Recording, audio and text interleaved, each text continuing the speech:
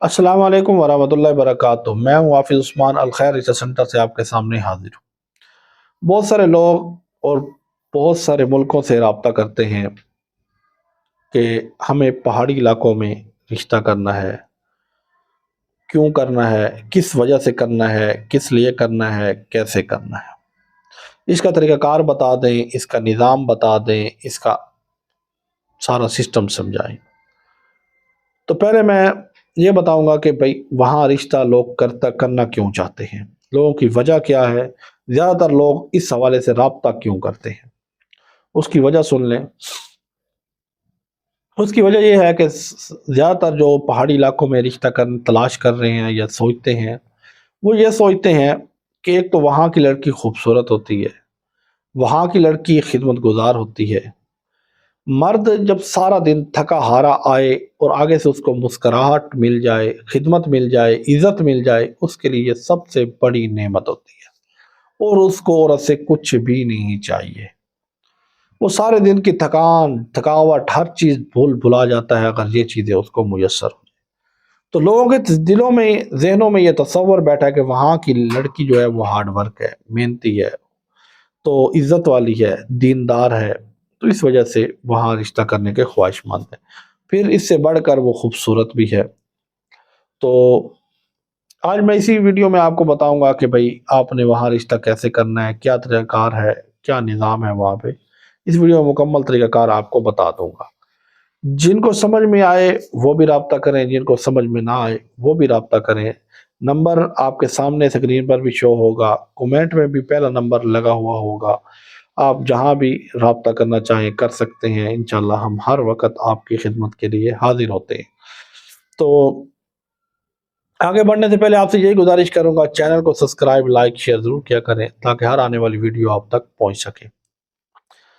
پہاڑی علاقوں میں جو لوگ رشتہ کرنا چاہتے ہیں، ان میں جو علاقے ہیں وہ گلگت بلتستان ہے، ٹھیک ہے، سوات ہے، اس کے علاوہ حمزہ ہے، چلاس ہے، چترال ہے، دیر ہے، ٹھیک ہے۔ یہ علاقے جو ہیں نا وہ مشہور ہیں رشتہ کے حوالے سے۔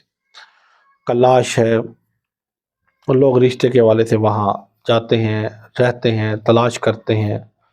پہلے تو وہاں رشتہ کا جو نظام تھا وہ بہت آسان تھا، تو رشتہ آسانی سے مل بھی جاتا تھا، رشتے ہو بھی جاتے تھے، اور انسان اپنے آپ کو بھی سیٹ کر سکتا تھا۔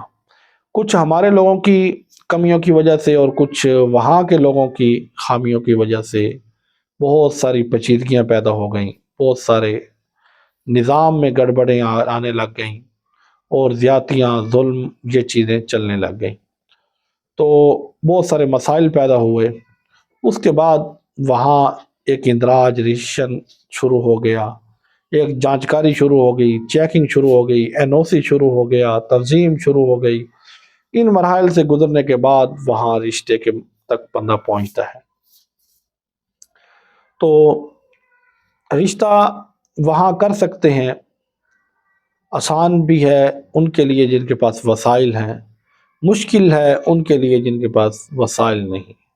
آنا جانا مشکل ہے، راستے دشوار ہیں، رہنا دشوار ہے، گائیڈن کا مسئلہ ہے، رہنما کا مسئلہ ہے، NOC کا مسئلہ ہے، تنظیم کا مسئلہ ہے۔ یہ مسائل جو حل کر سکتا ہے اس کے لیے آسان ہی آسان، جو ان چیزوں کو حل نہیں کر سکتا اس کے لیے وہاں مشکل ہی مشکل ہے۔